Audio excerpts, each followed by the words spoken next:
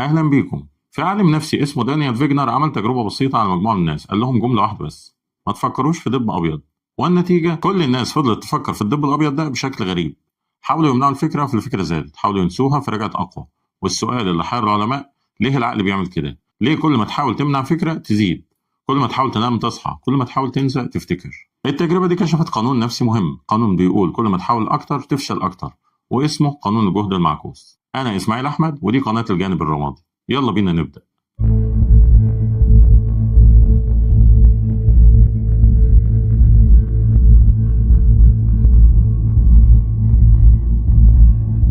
في البداية خلونا نقف لحظة ونفتكر حاجة مهمة. احنا كبشر متربيين على فكرة ان الإرادة هي الحل لكل حاجة. عايز تنجح اتحكم في نفسك، عايز تتغير اضغط على نفسك، عايز تنام اجبر نفسك، عايز تنسى امنع الفكرة. الثقافة اللي حوالينا بتقول لنا كل ما تحاول أكتر كل ما تنجح أكتر، لكن في حاجات كتير في حياتنا القاعدة دي مش بس غلط، دي كمان مدمرة. بس قبل ما نبدأ ما تنساش لايك شير سبسكرايب وفعل زر الجرس عشان دايما يوصلك كل جديد. خد بالك معايا كده، النوم وظيفة تلقائية بتحصل لما الجسم يرتاح والعقل يهدى. طيب ايه اللي بيحصل لما تقول لنفسك انا لازم انام دلوقتي؟ غالبا ما بتعرفش تنام. نفس الحكاية بتتكرر في موضوع الثقة بالنفس. الناس الواثقة مش بتفكر في الثقة خالص، هما بيعملوا اللي هم عايزين يعملوه ومركزين في الموضوع نفسه مش في نفسهم. لكن لما تقول لنفسك لازم ابقى واثق، ايه اللي هيحصل؟ غالبا انت هتتوتر جدا. وفي النسيان كذلك. عمرك حاولت تنسى شخص معين قلت لنفسك خلاص مش هفكر فيه تاني؟ غالبا الشخص ده هيبقى موجود في دماغك في اللحظة دي أكتر من أي وقت تاني. طيب يا ترى كل ده بيحصل ليه؟ هو بيحصل بسبب قانون نفسي واحد اسمه قانون الجهد المعكوس، والقانون ده بيقول لنا حاجة غريبة وصدمة: في بعض الحاجات في حياتك المحاولة نفسها بتكون هي سبب الفشل. كل ما تحاول أكتر بوعي كل ما تفشل أكتر. ودانيال فيجنر العالم النفسي من جامعة هارفارد قرر يثبت ده بتجربة بسيطة لكنها كشفت حقيقة مهمة جدا عن طريقة عمل عقلك. دانيال فيجنر جمع مجموعة من المتطوعين حوالي 40 شخص من طلبة الجامعة، دخلهم أوضة هادية واحد واحد، قعدهم على كرسي مريح وقال لهم تعليمات واضحة جدا: هتقعدوا هنا لمدة 5 دقايق والمطلوب منكم حاجة واحدة بسيطة، ما تفكروش في دب أبيض. لو الفكرة جات لكم خبطوا على الترابيزة اللي قدامكم، حاولوا تبعدوها تاني، بس كده. المتطوعين سمعوا التعليمات وأغلبهم ابتسم. يعني إيه دب أبيض أصلا؟ حاجة غريبة وبعيدة تماما عن حياتهم اليومية. أكيد الموضوع هيكون سهل. بدأت التجربة وفيجنر كان قاعد بره بيراقب من خلال شباك صغير وبيسمع صوت الخبطات على الترابيزة. في أول 10 ثواني الدنيا كانت هادية، المتطوعين كانوا مرتاحين وبيفكروا في حاجات تانية. لكن بعد شوية ثواني قليلة بدأ صوت الخبط. خبطة واحدة خفيفة، بعدها بشوية خبطة تانية، وبعدين تالتة، وبدأ إيقاع الخبط يزيد ويزيد. اللي كان بيحصل في دماغ المتطوعين كان بسيط لكن مدمر. في البداية الواحد منهم كان بيفكر في أي حاجة عادية، لكن فجأة فكرة الدب الأبيض كانت بتظهر كغمضة سريعة. ده الحيوان اللي المفروض ما نفكرش فيه. طب ما نفكرش فيه يبقى يلا نفكر في حاجة تانية. وكان بيحاول يفكر في موضوع تاني، لكن بعد ثواني كان العقل بيسأل نفسه: أنا لسه مش بفكر فيه صح؟ طيب خلينا أتأكد. وعلشان يتأكد إنه مش بيفكر في الدب كان لازم يستحضر صورة الدب الأول ويشوفها، وبعدين يقول لأ أنا مش عايز أفكر في دي. في اللحظة دي الصورة كانت بترجع واضحة وقوية في دماغه. وكل ما المتطوع كان بيحاول يطرد الفكرة كانت بترجع أسرع. الدب الأبيض بقى زي شبح بيطارده، بيظهر فجأة في أي فكرة تانية، بيقاطع أي تخيل، بيفرض نفسه على الوعي بشكل مستمر. بعض المتطوعين حاولوا يشتتوا نفسهم بحاجات مكثفة، يفكروا في مواعيد معقدة، يعدوا أرقام، يتخيلوا مشاهد تانية، لكن الدب كان دايما موجود وبيتسلل بين الأفكار وبيظهر ويختفي ويرجع. بعد ال5 دقايق فيجنر وقف التجربة. المتطوعين خرجوا من الأوضة وهم في حالة بين الاستغراب والإحباط. بدأ يسألهم عن تجربتهم وتقريبا كل واحد قال نفس الكلام بس بطرق مختلفة: أنا عمري ما فكرت في دب أبيض في حياتي، غير لما حاولت ما أفكرش فيه. كل ما كنت بحاول أبعد الفكرة كانت بترجع أقوى وأوضح. حسيت إني فقدت السيطرة على دماغي تماما. الدب بقى هو كل اللي أقدر أفكر فيه. فيجنر كرر التجربة مع مجموعات مختلفة وغير بعض التفاصيل وجرب متغيرات جديدة، لكن النتيجة كانت دايما ثابتة ومتسقة. كل ما الناس كانت بتبذل جهد أكبر في محاولة منع الفكرة كانت الفكرة بتظهر بشكل أقوى وأكثر تكرارا. المحاولة نفسها كانت هي المشكلة.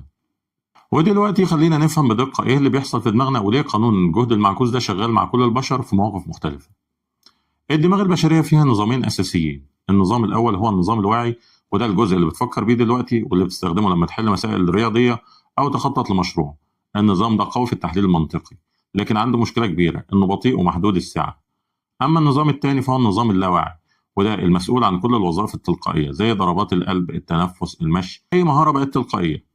النظام ده سريع جدا وأسرع بملايين المرات من النظام الواعي، وقادر يعالج كميات ضخمة من المعلومات في نفس الوقت.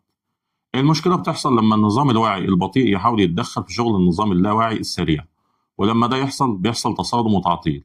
تخيل انك بتسوق عربية اوتوماتيك بسلاسة وفجأة تحاول تسيطر يدويا على كل ترس، العربية هتتخبط. ده بالظبط اللي بيحصل في دماغك لما بتحاول تسيطر بوعي على وظيفة تلقائية. في تجربة الدب الأبيض لما فيجنر قال ما تفكرش في دب أبيض، هو حول موضوع بسيط لمهمة واعية معقدة. النظام الواعي شغل نظام مراقبة مستمر، والمراقبة دي معناها إنك لازم تستحضر الفكرة الممنوعة كل شوية علشان تتأكد إنها مش موجودة، وكل مرة بتستحضرها بتدخل الوعي وبتبقى أقوى. ده بالظبط اللي بيحصل مع النوم. النوم وظيفة تلقائية، لكن لما تقول أنا لازم أنام فأنت بتشغل النظام الواعي وبتخليه يراقب، وبتبدأ تسأل أنا نايم ولا لسه؟ قلبي بيدق بسرعة، والمراقبة دي نفسها نشاط واعي وبيمنع النوم. نفس القانون مع الثقة حالة تلقائية بتحصل لما تكون أنت مركز في اللي أنت بتعمله مش في نفسك. فلما تقول لازم أبقى واثق، أنت بتشغل نظام المراقبة الذاتية، بتبدأ تراقب كل حركة وكل كلمة وكل نبرة، والمراقبة دي بتخلق توتر حقيقي. العلم الحديث بيستخدم فهم القانون ده في علاج اضطرابات نفسية كتير، زي علاج الوسواس القهري. المعالجين بيعلموا المريض إنه يقبل وجود الأفكار الوسواسية ويسيبها تعدي من غير مقاومة. وفي علاج الأرق بيستخدموا تقنية النية المتناقضة، بيقولوا للمريض حاول تفضل صاحي، والمفارقة إن المريض بينام بسرعة لما بيبطل ضغط. كل الأبحاث دي بتوصلنا لحقيقة واحدة، إن العقل البشري مش مصمم إنه يسيطر بوعي على كل حاجة. في وظائف كتير بتشتغل أحسن لما النظام الواعي يبعد ويسيب النظام اللاواعي يشتغل بحرية. المحاولة الواعية الزايدة بتعطل وبتدمر. والحل مش إنك تستسلم تماما أو تبطل محاولة في كل حاجة، الحل إنك تفهم الفرق بين نوعين من الجهد المفيد في التخطيط والتعلم، والجهد المعكوس في الوظائف التلقائية. إزاي تطبق ده في حياتك؟ أولاً، لو عندك مشكلة مع النوم بطل محاولة النوم، ركز على تهيئة الجو المناسب، زي أوضة هادية وضلمة، جسم مسترخي، وسيب النوم يجي لوحده. الهدف مش النوم، الهدف الاسترخاء، والنوم هيجي كأثر جانبي. لو عندك مشكلة مع الثقة بطل تفكر في نفسك، حول تركيزك من نفسك للمهمة. لو هتتكلم قدام ناس فكر في الرسالة اللي عايز توصلها مش في رأي الناس فيك. الثقة هتيجي لوحدها لما تبطل مراقبة لنفسك. لو عايز تنسى شخص أو ذكرى ما تحاولش تمنع الفكرة، اقبل إن الفكرة موجودة وسيبها تعدي من غير مقاومة. ولو الفكرة جت عادي ما تحاربهاش، مع الوقت لما تبطل مقاومة هتضعف وهتقل. كمان استخدم تقنيات الاسترخاء واليقظة الذهنية. التقنيات دي بتعلمك ازاي تراقب أفكارك ومشاعرك من غير ما تحكم عليها أو تحاول تغيرها. بتعلمك تقبل اللي بيحصل وتسيب الأمور تتدفق طبيعيا. وأخيرا، في مرحلة التعلم استخدم عقلك الواعي، حلل، افهم، ركز. لكن لما تبدأ تتقن المهارة قلل التفكير الواعي تدريجيا وسيب جسمك يشتغل تلقائيا، وثق في التدريب اللي انت عملته. والقاعدة الذهبية هنا، استخدم الجهد الواعي في الأفعال والتحضير مش في النتائج، في لحظة الأداء الفعلي. الخلاصة إن قانون الجهد المعكوس مش بيقولك تستسلم أو تبطل محاولة في حياتك، هو بيقولك حاجة أعمق، إن في فرق كبير بين المحاولة الذكية والمحاولة العنيدة.